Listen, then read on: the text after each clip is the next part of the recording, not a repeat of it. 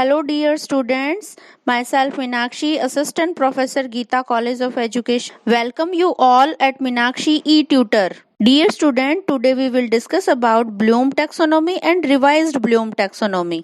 Bloom taxonomy was created in 1956 under the leadership of educational psychologist Dr. Benjamin Bloom.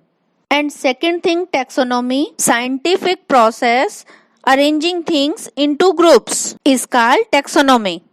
हम सभी last video में instructional objective के बारे में जान चुके हैं कि इंस्ट्रक्शनल ऑब्जेक्टिव हम क्या करते हैं, पहले बहुत सारी चीज़ों को सीखते हैं, अपने एक्सपीरियंस में उन्हें डालते हैं और फिर अपने बिहेवियर में उन्हें चेंज करने की कोशिश करते हैं। These instructional objective identify 3 domains according to Bloom. First domain is cognitive domain, second affective domain, and third psychomotor domain. First cognitive domain is depend on mental skill or knowledge, and affective domain is related with growth in feeling or emotional areas, and third psychomotor domain is related with physical skills. Dear student, the cognitive domain is broken into the following 6 level of objective. You can see in the image. First, knowledge, understanding, application, analyze, synthesis and then evaluation. अरे बच्चों, आपके लिए question दोनों ही form में most important है। दोनों form कौन सी? First तो ब्लूम टैक्सोनॉमी के अकॉर्डिंग आपको चैप्टर समझना है और सेकेंड बिहेवियर टर्म्स में उसको कैसे राइट डाउन करना है।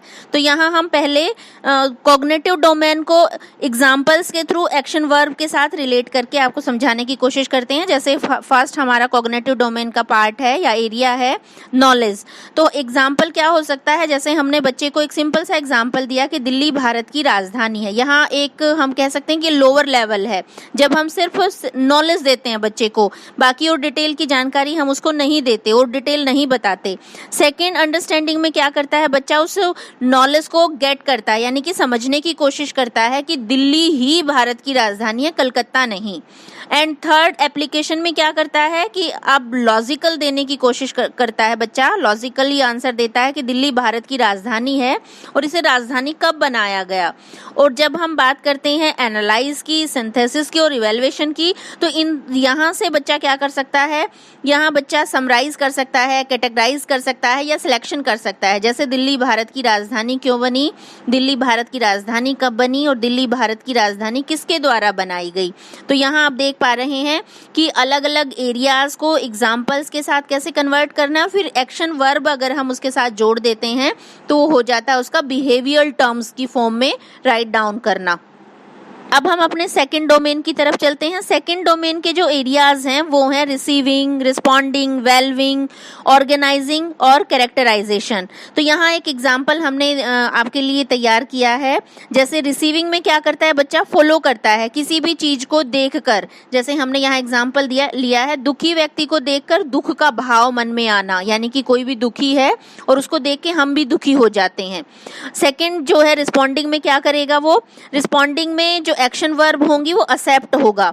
और एक्शन वर्ब में उदाहरण क्या डाल सकते हैं हम कि दुखी व्यक्ति की सेवा का भाव, जैसे हमने किसी भी दुखी व्यक्ति को देखा तो हमारे मन में आएगा कि इसकी सेवा की जाए। वेलविंग में क्या होगा, वेलविंग में कि दुखी व्यक्ति की सेवा कैसे की जाए, बहुत सारे तरीके हो सकते हैं उसकी सेवा करने के, तो कैसे की जाए, तो रिकॉग्नाइज करेगा इसका एक्शन वर्ब।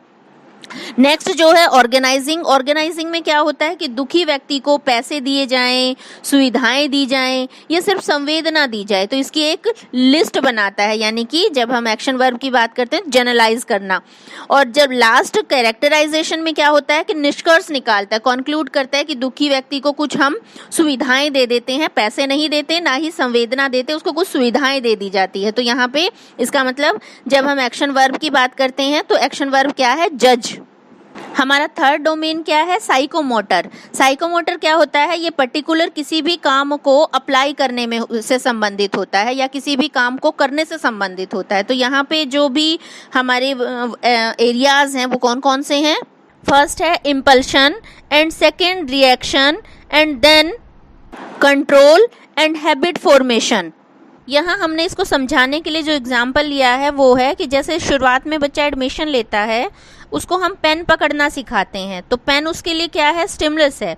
स्टिमुलस मतलब कोई भी एक चीज है, कोई आर्टिकल है जिसके बारे में उसकी इच्छा है कि वो जाने, तो यहाँ स्टिमुलस है पेन। पेन के बारे में बच्चा रिएक्शन करता है कि वो क्या चीज़ है, कैसे उसको राइट डाउन करना है, एंड देन उस पर कंट्रोलिंग करना सीखता है। और कंट्रोलिंग के पश्चात धीरे धीरे जब वो कंट्रोल करना सीख लेता है तो वो उसकी हैबिट का हिस्सा हो जाती है, यानी कि वो उसे राइट डाउन करना शुरू कर देता है। तो यहाँ इसके एक्शन वर्ब क्या हैं, stretch, stop, small, make. And second में जब बच्चा रिएक्शन करता है तो उसके एक्शन वर्ब्स क्या होंगे, दौड़ना, चलना, मूव करना या कैच करना। और थर्ड के जब वो कंट्रोल करना सीखता है तो उसके एक्शन वर्ब क्या हैं, smash, stop, increase. And then जब वो अपने इसे व्यवहार में शामिल कर लेता है और अपनी आदत बना लेता है, देन जब वो इसे अपने व्यवहार में शामिल कर लेता है तो तब उसके एक्शन वर्ब होंगे बैलेंस, बैंड, कैच और थ्रो या right. Dear student, now we identify the major difference in revised Bloom taxonomy or simple Bloom taxonomy.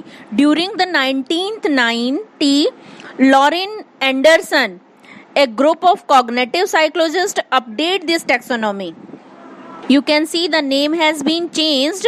Original evaluation, synthesis, analyze, application, comprehension, knowledge, and now we can see in the diagram creating, evaluating, analyzing, applying, understanding, and remembering. These changes are minor, but we can see the revised version is more universal and easily applicable at elementary, secondary, as well as adult training. Now we end our topic here. If you like this video, then subscribe it and comment it. Thank you.